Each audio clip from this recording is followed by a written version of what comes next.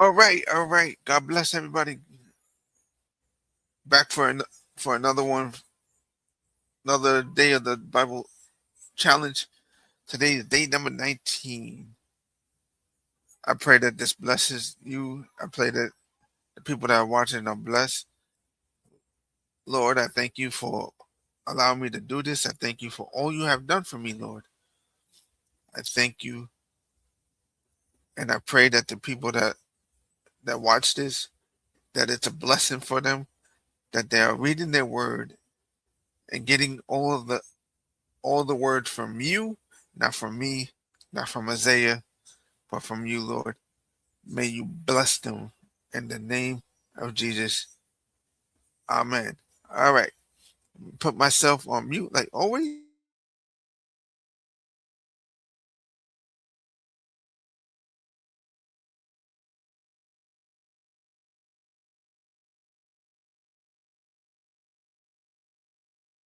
Cast. Hopefully this pops up that we're live. My restream is not working, so that's good. Welcome, welcome, welcome. Join on in. Let me see if we're live. Please tell me this worked. Oh, did I not save the new one? Hold on, hold on, hold on. Let's see. Did we save the wrong one? Is anybody there? Hello. Hello. Wait, we are there. Okay. No, I think it's working. I think just my chat's not working. But it shows that we're live from my phone. Hello, hello. Is anybody out there? We can hear you? Okay. It's just my chat's messed up. Long story short, I was trying to fix my stream. I was having tech difficulties and something happened in my chat. So let me try to fix this. Give me 1 second. I'm going to tell you guys why I'm late. You're going to laugh at me, but it's no laughing matter. I'm going to tell you in a second once I get my chat working. Come on, restream chat, work. Hello. All right, we're working. Okay, let me tell you why I was late today. I was 2 minutes late for a reason. Dude. Okay, so my nose was feeling stuffed up. I'm like, okay, I'm going to read for the next hour. I better unstuff my nose. Excuse me, too. I'm having issues now, guys. This is actually not funny. And so I got this little like inhaler thing. I ripped off the label so you can't see it, but it's a Vicks. It's a Vicks nose thing, right? So it's like if you have your nose blocked, you go like this. You stick that up your nose. I mean, can you see that? Oh, wait, there we go. And you inhale it, and then it's just Vicks. It clears your nose. Well, give me a second here. I'm struggling. I went to inhale it. I put it in my nose right before I hit live. And I usually you just do it lightly. You just breathe. And I was like, I'm going to extra unblock my nose. And I went as hard as I could. I can't even do it right now. I sniffed as hard as I could. And guys, I literally felt the flames of Sodom and Gomorrah in my brain. It was like Sodom and Gomorrah all over again in my brain cells. It hurt so bad. My eyes started instantly watering. It hurts right now. Hold on. I can literally taste it. And I felt like my brain was getting burned. So right now I can't really breathe through my nose because it's burning with Vicks. I got the Vicks curse on me right now. So that's why I was late. I'm trying to see if I can even make it right now. Oh man, it's hot. It's spicy. The spicy meatball in my nose. Okay. So I've changed a few things. Number one, oh my goodness, this is bad. Give me a second, guys. Okay. It's all cleansing. It's all cleansing. Don't do what I did. Don't go as hard as you can. Sniff up. Anyways. Yeah. Oh, you did the same thing, Emily? I've used this so many times, but I've never done it like that. And yeah, it was not good. It's currently burning my throat. I put the book that we're on in chapter right here on the bottom in green. So hopefully that helps people. Are like, where are we? It'll move as we move. So I added that. And then I also added, anyways, the stream should be way clearer today because I changed up some bit rate and some encoders and all that. So let me know if it looks clear today because I'm experimenting with some stuff. I ran some test streams earlier this afternoon. So hopefully it's a lot clearer, looks a lot better, sounds better. We're running at a lot higher bit rate. Okay, but let's get started here. After all the trauma that I've been through today, we're going to get started here in Judges chapter 16. Bear with me. I already tried blowing my nose. I already did all that. So we're going to figure it out. It's going to work out. It's going to work out. All right, so load in the chat. Let's get started here. Never a dull moment here. Look, and I was so quick to throw my shirt on, I didn't even do this. Struggle is real out here, guys. My collar was all messed up. Alyssa's like, fix your collar. All right, here we go. Judges chapter 16, verse 1. One day, Samson went to the Philistine town of Gaza and spent the night with a prostitute. Well, I mean, that's one way to start. We're just going right in. All right. Samson spent the night. If you have kids watching, this is the Bible. I don't know what to tell you. Word soon spread that Samson was there, so the men of Gaza gathered together and waited all night at the town gates. Remember, they're trying to kill Samson, if you're not tracking. They kept quiet during the night, saying to themselves, when the light of morning comes, we will kill him. But Samson stayed in bed until only midnight. Okay, so a little one-night stand. Then he got up and took hold of the doors of the town gate, including the two posts, and lifted them up, bar and all. He put them on his shoulders and carried them all the way to the top of the hill across from Hebron. So he literally put the town gates on his back. I'm getting the cleansing of the Lord right now down my sinuses, my throat. The devil is a liar. Sometime later, Samson fell in love with a woman named Delilah, who lived in the valley of Sorek. The rulers of the Philistines went to her and said, entice Samson to tell you what makes him so strong and how he can be overpowered and tied up securely. Then each of us will give you 1,100 pieces of silver. Now, I know a lot of us look at Samson and think he's like this big buff guy. Obviously, he wasn't this big buff guy, or no one would be wondering where his strength came from. If he was buff, everyone would know that his strength came from his muscles. He obviously wasn't this big buff guy because everyone's confused how he's so strong. Where is his strength coming from? Then each of us will give you 1,100 pieces of silver. So Delilah said to Samson, please tell me what makes you so strong and what it would take to tie you up securely. Red flag. Samson replied, if I were tied up with 7 new bowstrings that have not been dried, I would become as weak as anyone else. So the Philistine rulers brought Delilah 7 new bowstrings, and she tied Samson up with them. I mean, come on now, the red flags. She tied up Samson with them. She had hidden some men in one of the inner rooms of her house, and she cried out, Samson, the Philistines have come to capture you. But Samson snapped the bowstrings as a piece of string snaps when it's burned by fire. So the secret of his strength was not discovered. Afterward, Delilah said to him, you've been making fun of me and telling me lies. Now please tell me how you can be tied up securely. Samson replied, if I were tied up with brand new ropes that had never been used, I'd become as weak as everyone else. So Delilah took new ropes and tied him up with them. The men were hiding in the inner room as before, and again Delilah cried out, Samson, the Philistines have come to capture you. But again, Samson snapped the ropes from his arms as if they were thread. Bro, do you not realize your wife your girlfriend or whoever this is tying you up? Then Delilah said, you've been making fun of me and telling me lies. Now tell me how you can be tied up securely. Samson said, if you were to weave the 7 braids of my hair into fabric on your loom and tighten it with the loom shuttle, I would become as weak as anyone else. So while he slept, Delilah wove the 7 braids of his hair into the fabric. Then she tightened it with the loom shuttle. Again, she cried out, Samson, the Philistines have come to capture you. But Samson woke up, pulled back the loom shuttle, and yanked his hair away from the loom and the fabric. Then Delilah pouted, how can you tell me I love you when you don't share your secrets with me? You've made fun of me 3 times now, and you still haven't told me what makes you so strong. She tormented him with nagging day after day until he was finally sick to death of it. Excuse me. Oh, yeah. Sponsored by Vicks today, guys. That is just burning. Finally, Samson shared his secret with her. My hair has never been cut, he confessed. For I was dedicated to God as a Nazirite from birth. If my head were shaved, my strength would leave me, and I'd become as weak as everyone else. Delilah realized he had finally told her the truth. So she sent the Philistine rulers. Come back one more time, she said, for he's finally told me his secret. So the Philistine rulers returned with the money in their hands.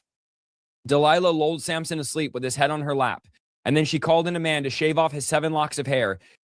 In this way, she began to bring him down, and his strength left him. Then she cried out, Samson, the Philistines have come to capture you. When he woke up, he thought, I'll do as before and shake myself free. But he didn't realize the Lord had left him. Saddest sentence in the Bible right there. He didn't realize the Lord has left him. How sad is that when the Lord leaves you and you don't even realize it? So the Philistines captured him and gouged out his eyes. They took him to Gaza, where he was bound with bronze chains, and forced him to grind grain in the prison. But before long, his hair began to grow back. Oh, come on, Holy Ghost. Someone's hair is about to grow back today. You went to Delilah's barbershop one too many times. You've been getting your hair cut by the spirit of compromise, but the Lord says it's time for your hair to grow back, son. The Philistine rulers held a great festival, offering sacrifices and praising their god Dagon. They said, our God has given us victories over our enemy Samson. When the people saw him, they praised their God, saying, "Our God has delivered our enemy to us. The one who killed so many of us is now in our power." Half drunk by now, the people demanded, "Bring out Samson so he can amuse us." So he was brought from the prison to amuse them, and they had him stand between the pillars supporting the roof. Samson said to the young servant who was leading him by the hand, "Place my hands against the pillars that hold up the temple. I want to rest against them." Now the temple was completely filled with people. All the Philistine rulers were there, and about 3,000 men and women on the roof who were watching as Samson amused them. Then Samson prayed to the Lord, "Sovereign Lord, remember me again, O God. Please strengthen me one more time. With one blow, let me pay back the Philistines for the loss of my 2 eyes." Then Samson put his hands on the 2 center pillars that held up the temple, pushing against them with both hands. He prayed, "Let me die with the Philistines." And the temple crashed down on the Philistine rulers and all the people. So he killed more when he died than during his entire lifetime.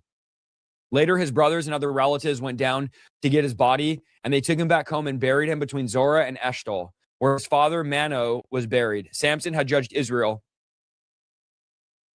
for 20 years. Ooh. I'm being cleansed. All right. Chapter 17. There was a man named Micah who lived in the hill country of Ephraim.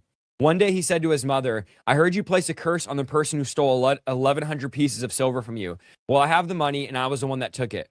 "The Lord bless you for admitting it," his mother replied. And he returned the money to her, and she said, "I now dedicate these silver coins to the Lord. In honor of my son, I will have an image carved and an idol cast." So when he returned the money to his mother, she took 200 silver coins and gave them to a silversmith, who made them into an image and an idol. All right, Vix, I hear you. And they were placed in Micah's house. Micah set up a shrine for the idol, and he made a sacred ephod and some household idols. Then he installed one of his sons as his personal priest. All right, I got to tell you guys real quick. We're on verse 6. The other day, I forgot to tell you guys, I was about to go live, and I ran to the restroom real quick, and I shut my studio door, and I didn't realize I had locked it from the inside, and I locked myself out of my studio as I was supposed to go live, and I was freaking out because it's like the special key that we don't even have. We've lost it a long time ago. My wife and kids were laughing. I could not get back into my studio. And then we finally found like a little wire hanger, and I got in. It was dramatic and funny. And I forgot to tell you guys. I was thinking about how every time I'm about to go live, I do something like that makes it crazy. And yeah, so don't lock yourself out before you go live. In those days, Israel had no king. All the people did whatever seemed right in their own eyes. One day, a young Levite who had been living in Bethlehem in Judah arrived in that area. He had left Bethlehem in search of another place to live, and as he traveled, he came to the hill country of Ephraim. He happened to stop at Micah's house as he was traveling through. "Where are you from?" Micah asked him. He replied, "I'm a Levite from Bethlehem in Judah, and I'm looking for a place to live." Guys, my sinuses are going to be clear until 2028. I am not kidding. I have never breathed so good. I could literally smell colors right now. I'm breathing so good. This is crazy.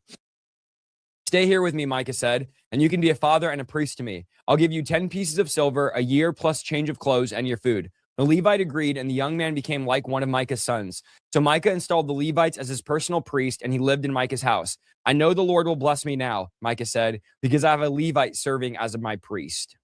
Chapter 18. Oh, we're moving strong today. Now, in those days, Israel had no king, and the tribe of Dan was trying to find a place where they could settle, for they had not yet been moved in the land assigned to them when the land was divided among the tribes of Israel. So the men of Dan chose from their clans 5 capable warriors from the towns of Zorah and Eshtaol to scout out a land for them to settle in. When these warriors arrived in the hill country of Ephraim, they came to Micah's house and spent the night there. While at Micah's house, they recognized the young Levite's accent. So they went and asked him, "Who brought you here, and what are you doing in this place? Why are you here?" He told them about his agreement with Micah and that he'd been hired as Micah's personal priest. Then they said, "Ask God whether or not our journey will be successful." "Go in peace," the priest replied, "for the Lord is watching over your journey." So the 5 men went on to the town of Lash, where they noticed the people living carefree lives, like the Sidonians. They were peaceful and secure. The people were also wealthy because their land was very fertile, and they lived a great distance from Sidon and had no allies nearby, Sidon. When the men returned to Zorah and Eshtaol, their relative asked them, "What did you find?" The men replied, "Come on, let's attack them. We've seen the land, and it's very good. What are you waiting for? Don't hesitate to go and take possession of it. When you get there, you'll find the people living carefree lives, for God has given us a spacious and fertile land lacking in nothing." So 600 men from the tribe of Dan, armed with weapons for war, set out from Zorah and Eshtaol. They camped at a place west of Kiriath Jearim in Judah, which is called Mehene Dan to this day. All right, cool. Then they went on from there into the hill country of Ephraim and went into the house of Micah. The 5 men who had scouted out the land around Lash explained to the others, these buildings contain a sacred ephod, as well as some household idols, a carved image, and a cast idol. What do you think you should do? Then the 5 men turned off the road and went over to Micah's house, where the young Levite lived, and greeted him kindly. As the 600 armed warriors from the tribe of Dan stood at the entrance of the gate, the 5 scouts entered the shrine and removed the carved image, the sacred ephod, and the household idols, and the cast idol. Meanwhile, the priest was standing at the gate with 600 armed warriors. When the priest saw the men carrying all the sacred objects out of Micah's shrine, he said, "What are you doing?" "Be quiet and come with us," they said. "Be a father and a priest to all of us. Isn't it better to be a priest for an entire tribe and clan than one household of just one man?" The young priest was quite happy to go with them. So he took along the sacred ephod, the household idols, and the carved image. They turned and started on their way again, placing their children, livestock, and possessions in front of them. Then the people from the tribe of Dan were quite a distance from Micah's house. The people who lived near Micah came chasing after them. They were shouting as they caught up with them. The men of Dan turned around and said to Micah, "What's the matter? Why have you called these men together and chased after us like this?" "What do you mean, what's the matter?" Micah replied. "You've taken all the gods I've made and my priest, and I have nothing left." The men of Dan said, "Watch what you say. There are some short-tempered men around here who might get angry and kill you and your family." So the men of Dan continued on their way, and when Micah saw that there were too many of them to attack, he turned around and went home. Then with Micah's idols and his priest, the men of Dan came to the town of Lash, whose people were peaceful and secure. They attacked with swords and burned the town to the ground. There was no one to rescue the people, for they lived a great distance from Sidon and had no allies nearby. This happened in the valley near Beth Rehob, when the people of the tribe of Dan rebuilt the towns and lived there. Then the people, sometimes it doesn't make sense because I'm not reading it right. They renamed the town Dan after their ancestor, Israel's son, but it originally had been called Laish. Then they set up the carved image, and they appointed Jonathan, son of Gershom, son of Moses, as their priest. This family continued as priest for the tribe of Dan until the exile. So Micah's carved image was worshipped by the tribe of Dan as long as the tabernacle of God remained at Shiloh. We are NLT. Chapter 19, the Levite and his concubine. Now in those days, Israel had no king. There was a man from the tribe of Levi living in a remote area of the hill country of Ephraim. One day he brought home a woman from Bethlehem in Judah to be his concubine, but she became very angry and returned to her father's house in Bethlehem. After about 4 months, her husband set out for Bethlehem to speak personally to her and persuade her to come back. He took with him a servant and a pair of donkeys. When he arrived at her father's house, her father saw him and welcomed him. Excuse me. All right, just continuing to clear there. Her father urged him to stay a while, so he stayed there 3 days, eating and drinking and sleeping there. On the 4th day, the man was up early, ready to leave, but the woman's father said to his son-in-law, "Have something to eat before you go." So the 2 men sat together and had something to eat and drink. Then the woman's father said, "Please stay another night and enjoy yourself." This man got up to leave, but his father-in-law kept urging him to stay, so he finally gave in and stayed the night. On the morning of the 5th day, he was up early again, ready to leave, and again the woman's father said, "Have something to eat, then you can leave later this afternoon." So they had another day of feasting. Later, as the man and his concubine and servant were preparing to leave, his father-in-law said, "Look, it's almost evening. All right, bro, just chill. Stay the night and enjoy yourself. Tomorrow you can get up and be on your way." But this time the man was determined to leave. So he took his 2 saddled donkeys and his concubine and headed in the direction of Jebus, that is, Jerusalem. It was late in the day when they neared Jebus, and the man's servant said to him, "Let's stop at this Jebusite town and spend the night there." "No," his master said. "We can't stay in this foreign town where there's no Israelites. Instead, we'll go on to Gibeah. Come on, let's try to go as far as Gibeah or Ramah, and we'll spend the night in one of those towns." So they went on, and the sun was setting as they came to Gibeah, a town in the land of Benjamin. So they stopped there to spend the night. They rested in the town square, but no one took them in for the night. That evening, an old man came home from his work in the fields. He was from the hill country of Ephraim, but he was living in Gibeah, where the people were from the tribe of Benjamin. When he saw the travelers sitting in the town square, he asked them where they were from and where they were going. "We've been in Bethlehem in Judah," the man replied. "We're on our way to a remote area in the hill country of Ephraim, which is my home. I traveled to Bethlehem, and now I'm returning home. But no one has taken us in for the night. Even though we have everything we need, we have straw and feed for our donkeys and plenty of bread and wine for ourselves. You're welcome to stay with me," the old man said. "I will give you anything you might need. But whatever you do, do not spend the night in the square." So he took them home with him and fed the donkeys. After they washed their feet and ate and drank together. While they were enjoying themselves, a crowd of troublemakers from the town surrounded the house. They began beating at the door and shouting to the old man, bring out the man who's staying with you so we can have sex with him. Okay, I wasn't ready for that. Sorry, it threw me off. The old man stepped aside to talk to them. No, my brothers, do not do such an evil thing, for this man is a guest in my house, and such thing would be shameful. Here, take my virgin daughter and this man's concubine. I will bring them out to you. This is just like exactly what happened in Sodom and Gomorrah. And you can abuse them and do whatever you like, but don't do such a shameful things to this man. But they wouldn't listen, so the Levite took hold of his concubine and pushed her out the door. The men of the town abused her all night, taking turns, raping her until morning. Finally, at dawn, they let her go. At daybreak, the woman returned to the house where her husband was staying. She collapsed at the door of the house and lay there until it was light. Man, that's brutal. When her husband opened the door to leave, there lay his concubine with her hands on the threshold. He said, "Get up, let's go." But there was no answer. So he put her body on the donkey and took her home. When he got home, he took a knife and cut his concubine's body into 12 pieces. Okay. Wow. Plot twist there. And then he sent one piece to each tribe throughout the entire territory of Israel. Everyone who saw it said, "Such a horrible crime has not been committed in all the time since Israel left Egypt. Think about it. What are we going to do? Who's going to speak up?" Chapter 20. Then the Israelites were united as one man, from Dan in the north to Beersheba in the south, including those from across the Jordan in the land of Gilead. The entire community assembled in the presence of the Lord at Mizpah. The leaders of all the people and all the tribes of Israel, 400,000 warriors armed with swords, took their positions in the assembly of the people of God. Word soon reached the land of Benjamin that the other tribes had gone up to Mizpah. The Israelites then asked how this terrible crime had happened. The Levite, the husband of the woman who had been murdered, said, "My concubine and I came to spend the night in Gibeah, a town that belongs to the people of Benjamin. That night, some of the leading citizens of Gibeon surrounded the house, planning to kill me, and they raped my concubine until she was dead. So I cut her body into 12 pieces, and I sent them throughout the territory assigned to Israel, for these men have committed a terrible and shameful crime. Now then, all of you, the entire community of Israel, must decide here and now what should be done about this." And all the people rose to their feet in unison and declared, "None of us will return home. No, not even one of us. Instead, this is what we'll do to Gibeah. We will draw lots to decide who will attack it. 1/10 of the men from each tribe will be chosen to supply the warriors with food, and the rest of us will take revenge on Gibeah of Benjamin for the shameful things they've done in Israel." So all the Israelites were completely united, and they gathered together to attack the town. The Israelites sent messengers to the tribe of Benjamin saying, "What a terrible thing that has been done among you. Give up those evil men, those troublemakers from Gibeah, so we can execute them and purge Israel of this evil." But the people of Benjamin would not listen. Instead, they came from their towns and gathered at Gibeah to fight the Israelites. In all, 26,000 of their warriors, armed with swords, arrived in Gibeah to join the 700 elite troops who lived there. Among Benjamin's elite troops, 700 were left-handed, and each of them could sling a rock and hit a target within a hair's breadth without missing. Israel had 400,000 experienced soldiers, armed with swords, not counting Benjamin's warriors.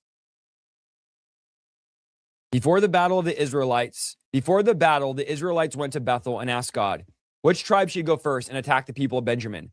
The Lord said, "Judah is to go first." So the Israelites left early the next morning and camped near Gibeah. Then they advanced towards Gibeah to attack the men of Benjamin. But Benjamin's warriors, who were defending the town, came out and killed 22,000 Israelites on the battlefield that day. But the Israelites encouraged each other and took their position again, the same place they had fought the previous day. For they had gone up to Bethel and wept in the presence of the Lord until evening. They asked the Lord, "Should we fight against our relatives from Benjamin again?" And the Lord said, "Go out and fight against them." So the next day they went out again to fight against the men of Benjamin. But the men of Benjamin killed another 18,000 Israelites, all whom were experienced with the sword. Then the Israelites went up to Bethel and wept in the presence of the Lord and fasted until evening. They also brought burnt offerings and peace offerings to the Lord. The Israelites went up seeking direction from the Lord. In those days, the Ark of the Covenant of God was in Bethel, and Phinehas, son of Eleazar, and the grandson of Aaron was the priest. The Israelites asked the Lord, "Should we fight against our relatives from Benjamin again, or should we stop?" And the Lord said, "Go. Tomorrow I'll hand them over to you." So the Israelites set up an ambush all around Gibeah.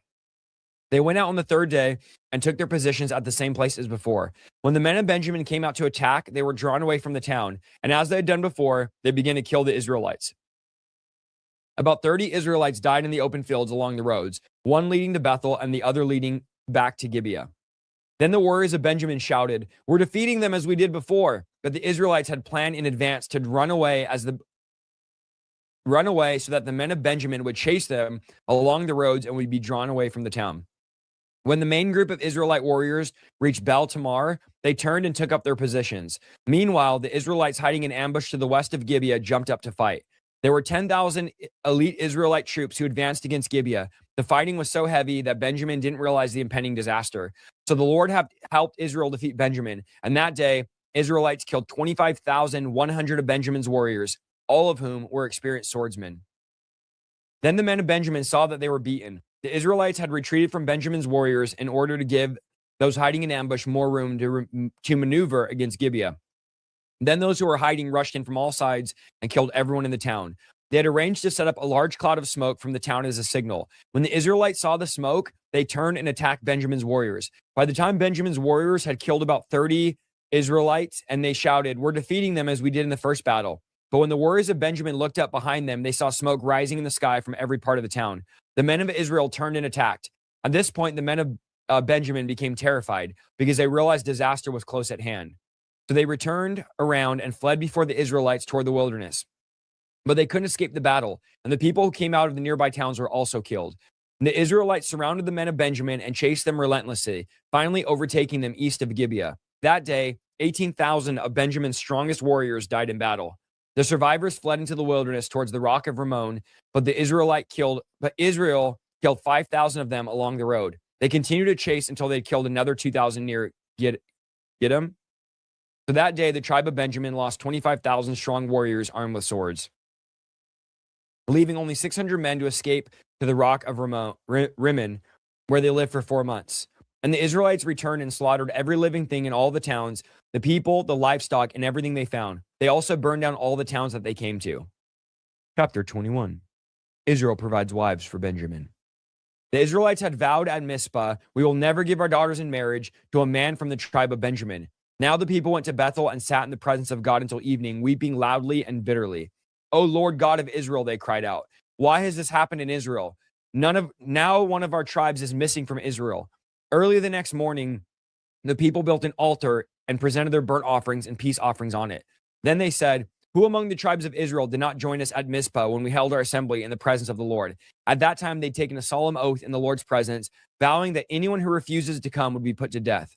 The Israelites felt sorry for their brother Benjamin and said, "Today one of the tribes of Israel has been cut off. How can we find wives for the few that remain, since we've sworn by the Lord that we will not give our daughters in marriage?" So they asked, "Whom among the tribes of Israel did not join us at Mizpah when we assembled in the presence of the Lord?" And they discovered that no one from Jabesh Gilead had attended the assembly. For after they counted all the people, no one from Jabesh Gilead was present. So the assembly sent 12,000 of their best warriors to Jabesh Gilead with orders to kill everyone there, including the women and children. "This is what you're to do," they said. "Completely destroy all the male and every woman who's not a virgin." Among the residents of Jabesh Gilead, they found 400 young virgins who had never slept with a man, and they brought them to the camp of Shiloh in the land of Canaan. The Israelites assembled and sent a peace delegation to the remaining people of Benjamin who were living at the rock of Rimmon. Hold on, let me fix my screen here. I was trying something new and I don't like it, so let me fix it. Move this over, pull this down. All right. Much better, much better, much better. All right. Make that smaller. Where were we? Oh, right here. Verse 14. Then the men of Benjamin returned to their homes, and the 400 women of Jabesh Gilead who had been spared were given to them as wives, but there were not enough women for all of them. The people felt sorry for Benjamin because the Lord had made this gap among the tribes of Israel. So the elders of the assembly asked, "How can we find wives for the few who remain, since the women of the tribe of Benjamin are dead? There must be heirs of the survivors so that the entire tribe of Israel is not wiped out.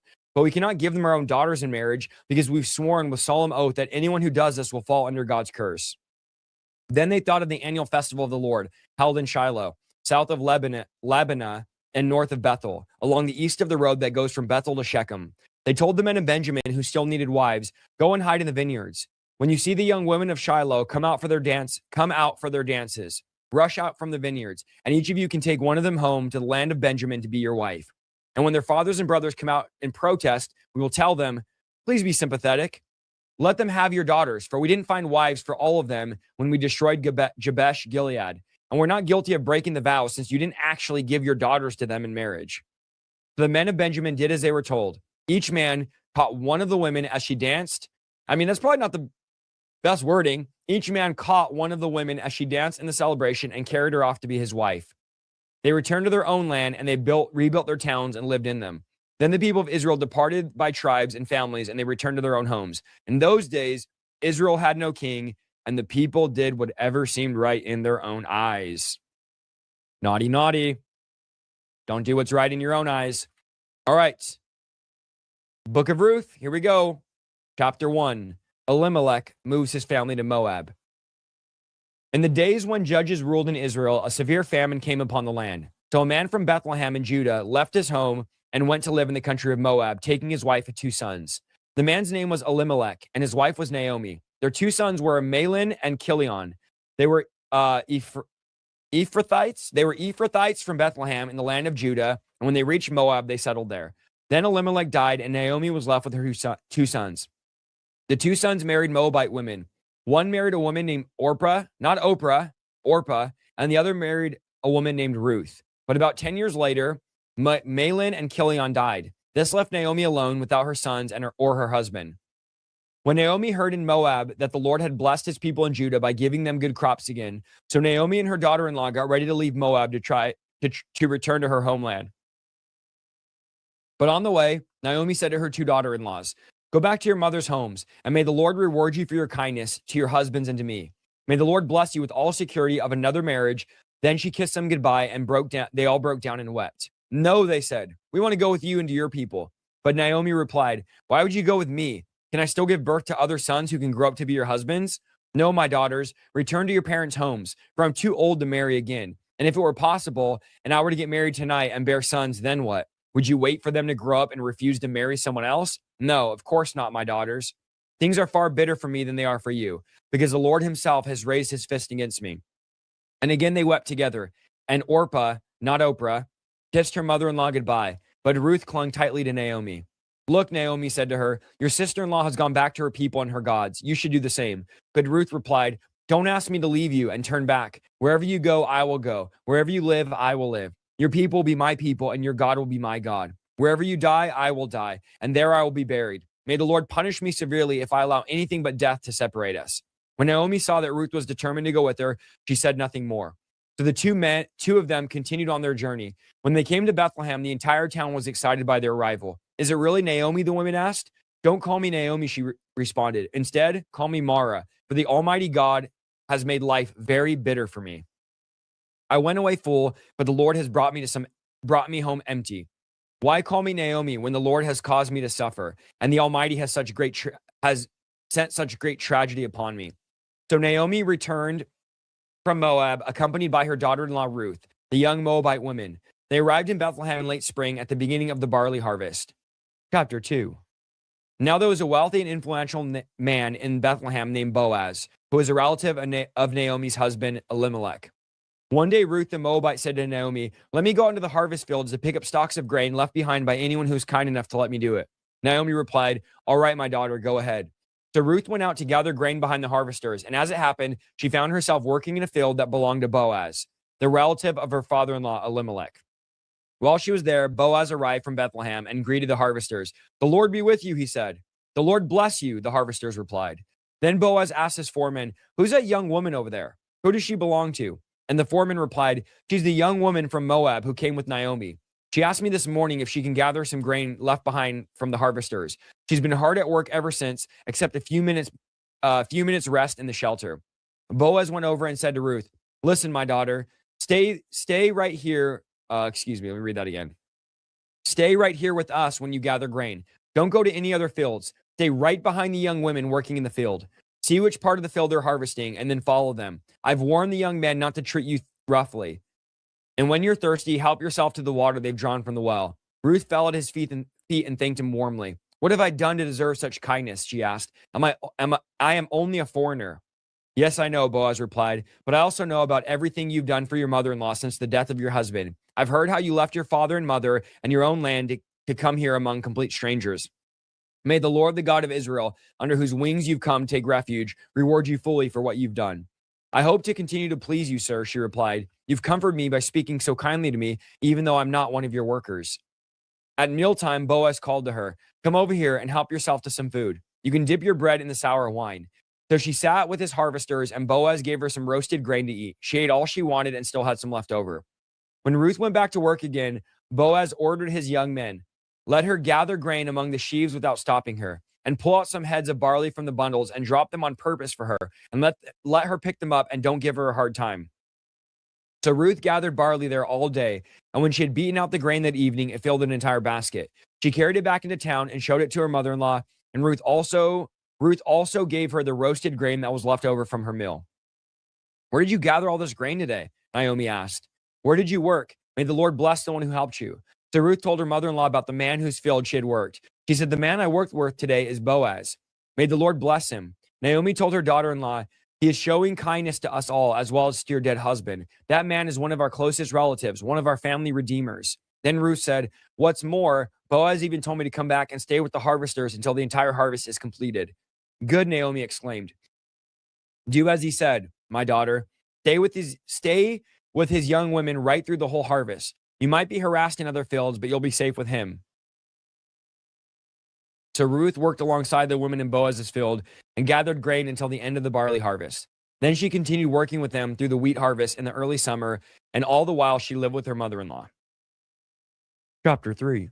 Ruth at the threshing floor. One day Naomi said to Ruth, my daughter, it's time that I find a permanent home for you, so you'll be provided for. Boaz is a close relative of ours, and he's been very kind by letting you gather grain with his young women. Tonight he'll be winnowing barley at the threshing floor. Now do as I tell you. Take a bath and put on perfume and dress in your nicest clothes. Then go to the threshing floor, but don't let Boaz see you until he's finished eating and drinking. Be sure to notice where he lays down. Then go and uncover his feet and lie down there. He'll tell you what to do. I'll do everything you say, Ruth replied. So she went down to that literally tied my tongue. She went down to the threshing floor that night and followed the instructions of her mother-in-law. After Boaz had finished eating and drinking and was in good spirits, he lay down at the far end of the pile of grain and went to sleep. Then Ruth came quietly, uncovered his feet, and laid down. Not sure the uncovering the feet, what that's all about. Around midnight, Boaz suddenly woke up and turned over. He was surprised to find a woman laying at his feet. Who are you? He asked. I'm your servant Ruth, she replied. Spread the corner of your covering over me. You are my family redeemer. Okay, awkward. The Lord bless you, my daughter, Boaz exclaimed. You're showing even more family loyalty now than you did before, for you've not gone after a young man, whether rich or poor. Now don't worry about a thing, my daughter. I'll do what is necessary. For everyone in the town knows you're a virtuous woman. But while it's true that I'm one of your family redeemers, there's another man who is more closely related to you than I am. Stay here tonight, and in the morning I will talk to him. If he's willing to redeem you, very well. Let him marry you. But if he's not willing, as surely as the Lord lives, I'll redeem you myself. And I'll lay down here until morning. So Ruth laid at Boaz's feet until morning, but she got it before it was light for people to recognize each other. For Boaz said, no one must know that a woman was here at the threshing floor. Then Boaz said to her, bring your cloak and spread it out. He measured 6 scoops of barley into the cloak and placed it on her back. Then he returned to the town.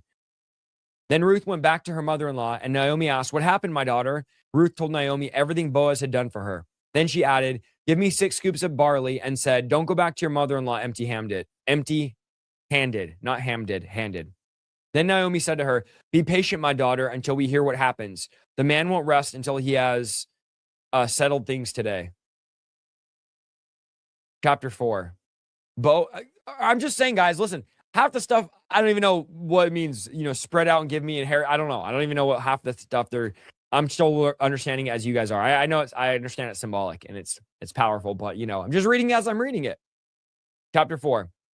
Boaz went to the town gate and took a seat there. Just then the family redeemer he had mentioned came by. So Boaz called him out. Come over here and sit down, friend. I want to talk to you. So they sat down together. Then Boaz called out 10 leaders from the town and asked them to sit as a witness. And Boaz said to the family redeemer, you know Naomi, who came from Moab. She's selling the land that belonged to our relative Elimelech. I thought I should speak to you about it so you can redeem it if you wish. If you want the land, then buy it here in the presence of these witnesses. But if you don't want it, let me know right away because I'm next in line to redeem it after you. The man replied, all right, I'll redeem it. Then Boaz told him, of course, your purchase of the land from Naomi also requires that you marry Ruth, the Moabite widow. That way, she can have children who will carry on her husband's name and keep the land And the family, then I can't redeem it. The family redeemer replied, because this might endanger my own estate. You redeem the land. I can't do it. Now, in those days, it was the custom in Israel for anyone transferring the right of a purchase to remove his sandal and hand it to the other party. This publicly validated the transaction. So the other family redeemer drew off his sandal as he said to Boaz, you buy the land. Then Boaz said to the elders in the crowd standing around, you are witnesses today that I have bought from Naomi all the property of Elimelech, Kilion, and Mahlon. And with the land I've acquired Ruth, and with the land I've acquired Ruth, the Moabite widow of Mahlon, to be my wife. This way she can have a son to carry the family name of her dead husband and to inherit the family property here in his hometown. You are all my witnesses today. And then the elders and all the people standing in the gate replied, we are witnesses. May the Lord make this woman who is coming into your home like Rachel and Leah, from whom all the nations of Israel descended. May you prosper in Ephrathah and be famous in Bethlehem. And may the Lord give you descendants by this young woman who will be like those of the ancestor of Perez, the son of Tamar in Judah. Chapter 13. Oh, wait. Verse 13. So Boaz took Ruth into his home and she became his wife. When he slept with her, the Lord enabled her to become pregnant and she gave birth to a son. Then the woman of the town said to Naomi, praise the Lord who has now provided a redeemer for your family. May this child be famous in Israel. May he restore your youth and care for you in your old age. For he is the son of your daughter-in-law who loves you and has been better than your 7 sons. Naomi took the baby and cuddled him to her breast, and she cared for him as if it were her own. Now the neighbor's woman said, now at last Naomi has a son again, and they named him Obed, because he became the father of Jesse and the grandfather of David. This is the genealogical record of their ancestor Perez. Perez was the father of Hezron. Hezron was the father of Ram. Ram was the father of Aminadab. Aminadab was the father of Nahshon. Nahshon was the father of Salmon. Salmon was the father of Boaz. Boaz was the father of Obed. Obed was the father of Jesse. And Jesse was the father of David. That's powerful. Today we are going to 1 Samuel chapter 2. All right. And by the way, my mom's in the chat. She always is. Janelle Surgic. That's my mom, if you guys don't know, in the chat. She's going to be doing the reading on Friday. So my mother, the one that brought me into this world, will be reading on Friday's Bible in 90 days. So that's going to be fun. All right, 1 Samuel. We're in a new book here. Chapter 1, Elkanah and his family. There was a man named Elkanah who lived in Ramah in the region of Zup, in the hill country of Ephraim. He was the son of Jeraham, son of Elu, son of Tohu, son of Zup, and son of Ephraim. Elkanah had 2 wives, Hannah and Penina. Penina, okay. I wonder if she liked panini sandwiches. Penina had children, but Hannah did not. Penina. Each year, Elkanah would travel to Shiloh to worship and sacrifice to the Lord of Heaven's armies, the tabernacle. The priests of the Lord at that time were the 2 sons of Eli, Hophni and Phinehas. Oh, we know these guys. Naughty. On the days of Elkanah presented his sacrifice, he would give portions of the meat to Penina and each of their children. And though he loved Hannah, he would give her only one choice portion because the Lord had given her no children. So Penina would taunt Hannah and make fun of her because the Lord had kept her from having children. Year after year, it was the same. Penina would taunt Hannah as they went to the tabernacle. Each time, Hannah would be reduced to tears and would not even eat. Why are you crying, Hannah? Elkanah would ask. Why aren't you eating? Why are you downhearted because you have no children? You have me. Isn't that better than 10 sons? I tell my wife that all the time. You have me. You don't need any more kids. Aren't I better than all the kids? It's Penina. Oh, Penina. Thank you for that. We'll just call her Panini for the sake of pronunciation. Once after a sacrificial meal at Shiloh, Hannah got up and went to pray. Eli the priest was sitting at his customary place beside the entrance of the tabernacle. Hannah was in deep anguish, crying bitterly as she prayed to the Lord. And she made this vow, O Lord of heaven's armies, if you'll look upon my sorrow and answer my prayer and give me a son, then I'll give him back to you. He'll be yours for his entire lifetime. And as a sign that he's been dedicated to the Lord, his hair will never be cut. As she was praying to the Lord, Eli watched her. Seeing her lips moving but hearing no sound, he thought she must be drinking. Must you come here drunk? He demanded. Throw away your wine. Oh, no, sir.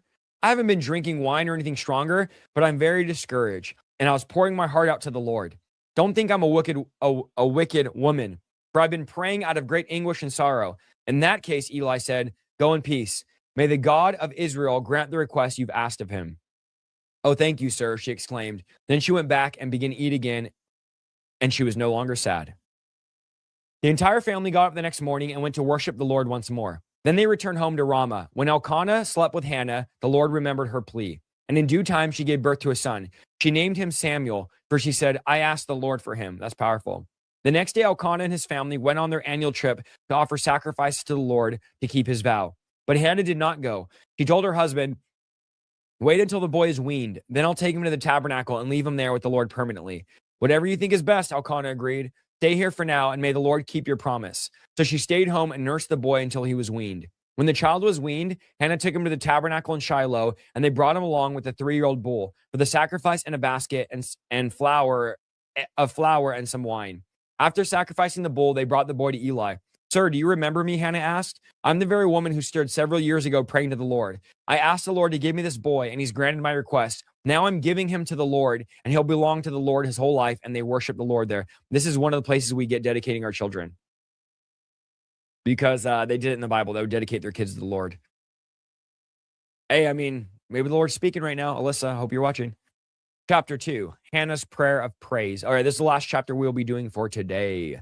Then Hannah prayed, my heart rejoices in the Lord. The Lord has made me strong. Now I have an answer for my enemies. I rejoice because you rescued me. No one is holy like the Lord. There is no one beside you. There is no rock like our God. Stop acting so proud and haughty. Don't speak with such arrogance, for the Lord is a God who knows what you've done. He'll judge your actions. The bow of the mighty is now broken, and those who stumbled are now strong. Those who were well fed are now starving, and those who are starving are now full. The childless woman now has 7 children, and the woman with many children wastes away. The Lord gives both death and life. He brings some to the grave, but raises others up. The Lord makes some poor and others rich. He brings some down and lifts others up. He lifts up the poor from the dust and the needy from the garbage dump. He sets them among princes, placing them in the seats of honor. For all the earth is the Lord's, and he has set the world in order. He will protect the faithful ones, but the wicked will disappear in darkness. No one will succeed by strength alone. Those who fight against the Lord will be shattered by thunders. He thunders against them from heaven. The Lord judges throughout the earth. He gives power to his king. He increases the strength of his anointed one. Then Elkanah returned home to Ramah without Samuel, and the boy served the Lord by assisting Eli the priest. Now the sons of Eli were scoundrels. Scoundrels, they were little rats who had no respect for the Lord or for their duties as priests. When anyone offered a sacrifice, Eli's sons would send over a servant with a 3-pronged fork. All right. While the meat of the sacrificed animal was still boiling, the servant would stick the fork into the pot and demand that whatever is brought up be given to Eli's sons.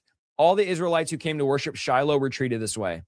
Sometimes a servant would come even before the animal's fat had been burned on the altar, and he'd demand raw meat before it had been boiled so that it could be used for roasting. The man offering the sacrifice might reply, take as much as you want. The fat must be burned first. Then the servant would demand, no, give it to me now or I'll take it by force. So the sin of these young men was very serious in the Lord's sight. For they treated the Lord's offerings with contempt.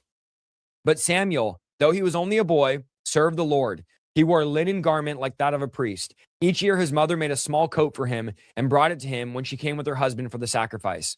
Before they returned home, Eli would bless Elkanah and his wife and say, may the Lord God with your other children take the place of this one she gave to the Lord. And the Lord blessed Hannah, and she conceived and gave birth to 3 sons and 2 daughters. Meanwhile, Samuel grew up in the presence of the Lord. Now Eli was very old, and he was aware of what his sons were doing to the people of Israel. He knew, for instance, that his sons were seducing the young women who assisted at the entrance of the temple. I mean, these boys were filthy. These were dirty little rats. Eli said to them, I've been hearing reports from all over the people of the wicked things that you're doing. Why do you keep sinning? You must stop, my sons. The report I hear among the Lord's people are not good. If someone sins against another person, God can mediate for the guilty party. But if someone sins against the Lord, who can intercede? But Eli's sons wouldn't listen to their father, for the Lord was already planning to put them to death. Ooh, that's not good. Meanwhile, the boy Samuel grew taller and grew in favor with the Lord and with the people. One day, a man of God came to Eli and gave him this message from the Lord. I revealed myself to your ancestors when they were Pharaoh's slaves in Egypt. I chose your ancestors Aaron from among all the tribes of Israel to be my priests, to offer sacrifices on my altar, to burn incense, and to wear priestly vests as he served me. And I was assigned the sacrificial offerings to you priests. So why do you scorn my sacrifices and offerings? Why do you give your sons more honor than you give me? For you and they have become fat from the best offerings of Israel. Therefore, the Lord God of Israel says, I promise that your branch of tribe of Levi would always be my priest, but I'll honor those who honor me, and I'll despise those who think lightly of me. Ooh. What do you think about that, chat? God says, I'll despise those that think lightly of me. The time is coming when I'll put an end to your family, so you'll no longer serve as my priests. All the members of your family will die before their time, and none will reach old age. You'll watch with envy as I pour out prosperity on the people of Israel, but no members of your family will ever live out their days. The few not cut off from serving at my altar will survive, but only as their eyes can go blind and their hearts break, and their children will die a violent death. And to prove what I've said will come true, I will cause your two sons, Hophni and Phinehas, to die on the same day. Then I will raise up a faithful priest who will do what I desire. I will establish his family, and they'll be priests to my anointed kings forever. Then all of your surviving family will bow before him, begging for money and food. Please, they will say, give us jobs among the priests so we'll have enough to eat. Oh, I love this. Tomorrow's is going to be good. The Lord speaks to Samuel. This is a great story here. All right, that is our 90-day for today. Make sure that you guys check it off your box. Let me go to this. Make sure that you guys check it off on your little app. Go to your app, check off the box, boom, boom, boom. And then tomorrow we will be doing 1 Samuel chapter 2 to 1 Samuel chapter 15. Oh, the burn's finally gone. Oh, man, that was a strong burn. That gave me a headache. That burn of that Vicks rub. That's not good. Don't do that. I'm not doing that again. Today was awesome, guys. What did you guys think about today? Great stuff. My mom is reading Friday, which will be fun. My mom will be doing the reading Friday, yes. Yes. Is this in frame? Oh, it is. My bottle is in frame. Okay, cool. Thank you guys for partnering. Also, if you monthly partner, we have a prayer call every Thursday at 1 p.m. And then we go into our Bible reading at 2 p.m. Can you guys know a quality difference? Because I'm doing a different encoder, a different bit rate. I changed up all my settings. So let me know if you notice it's much clearer now than, let's say, 2 days ago or yesterday. Hopefully it's clear. It's running smooth, so I'm happy about that. I pretty much doubled everything, so it should be a lot clearer. You'll watch the replay? Yeah, everything's on the replay. Yeah, those boys are dirty little rats. Seriously, though. They're dirty. The Bible says scoundrels. They're little scoundrels. So much good stuff in there. Yes. Excited to hear your mom. It's going to be great. Neti Pot. Is that the one that... No, that's not. I know what a neti pot is. There's one that you put in your nose. It's like a device, and it like cleanses your nose and then shoots it back in that little reservoir. You guys know what I'm talking about? It's like, it's like a nose irrigator, and it cleans out all your sinuses. I used to do that a little bit here and there, and then one time I did it, and I think I did it the wrong way. Like I didn't close my nostril. There's like a special way you have to do it, and the liquid went into my eardrum, and all night, it was seriously one of the worst pains of my life. All night long, my ear was burning. It was throbbing. It was hurting so bad. Yeah, it's clear. Okay, cool. Little scoundrels. Nasty little rat boys. Yes. Much clearer. Okay, cool. Hopefully I'll keep doing it like that. Jared said clean like my third shot drop. I mean, I don't know how clean that is, but okay. Kidding, Jared. I'm just kidding, bro. There's still time for you. There's still hope for your pickleball career, Jared. We just got to get some drilling in, bro. Come on, get serious. My mom's reading Friday. A nose irrigator. Yeah. Oh, man, that thing hurt me bad. My sinuses are so clear right now, though. Pastor, I wish that during the reading you could have teachable moments. I tried to stop here and there, but because it's already so much reading. If I start trying to like teach and preach, it'll just extend it so long. But I'll do better at stopping and sharing as we go. I know some people like it, some people don't. I think probably more people would want me to do that than would not want me to. But I'll do it as much as I can. It's kind of hard though on some of these because it's like, some of it is just, yeah. And I've preached a lot of these stories. So like in my mind, I'm thinking about all my sermon points when I preach these, and I'm trying not to like start preaching and teaching while I'm reading, but I'll do it here and there.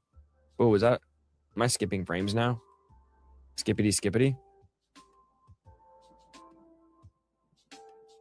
Heard you preach at Glad Tidings. That's awesome. I miss Glad Tidings. Glad Tidings is amazing. Jared said once the weather warms up. Come on, bro. We got to be hardcore. Guys, I sprained my wrist. How lame is this? I sprained my wrist playing pickleball on Monday. So be praying for my wrist. Lord, heal my wrist so I can play pickleball again.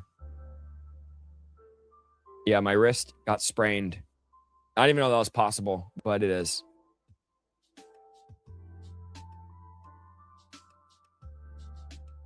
Preach on Eli and Samuel. We like the Isaiah bonus. Okay, thanks. Oh, man, so clear. All right, I have to get off here in a minute because I'm taking Justice to flag football. She's doing girls flag football practice today. So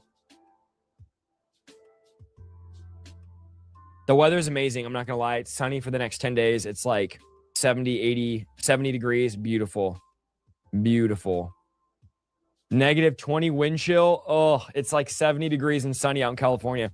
Look, we pay a lot of money in taxes. We have like the highest tax in the country. We're a second highest income tax in the country.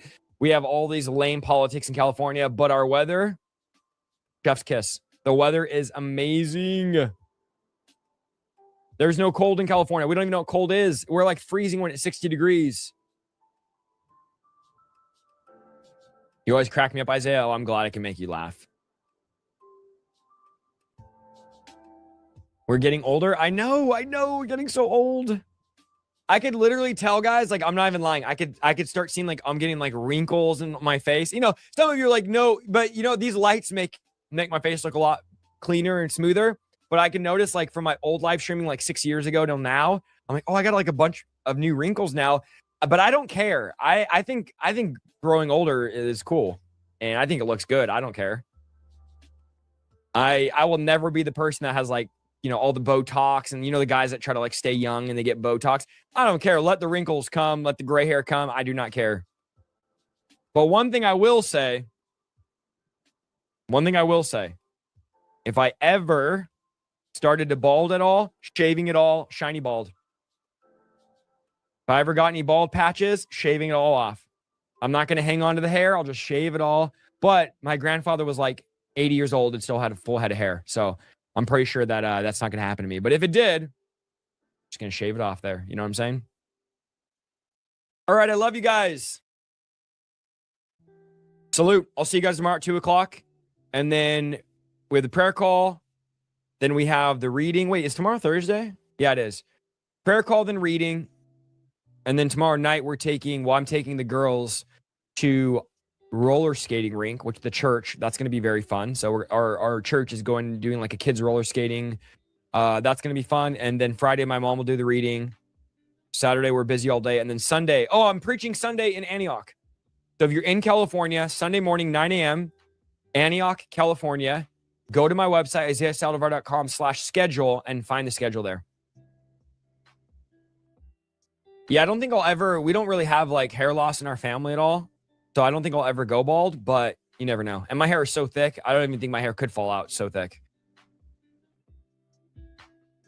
All right. Anyways, love you guys. Appreciate you guys. Partner with us. We're viewer supported, so we're only able to do this because of you guys. Thank you guys so much, and I'll see you guys tomorrow.